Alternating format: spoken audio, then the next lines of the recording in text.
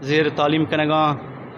من باز خوشی محسوس بیتے ہیں ادا مرچی آتکاں شرکت کتا ہے شانی انعام دیگ بیتگاں مہمان گرامیاں من درستانی مشکوراں ادا آتکاں شرکت تگاں من شما دستبندی کنا شما دین خدمت کنے دینا دیما برے دینا تعلیم حاصل کنے شما دیگے جاگاں دیگے علاقیاں توکا شما منتقل کنے یعنی مردم یہ جہان آج جہان کامیاب بیتے ہیں علم ہستے آئی تو کا ہر چیز بیتے ہیں وقت علم ہے گے شما باید چھ مات پتاں چھ علاقیاں دور آت کے ہوتی وانے کو واسطہ باید شہری سرا اور محنت بکنے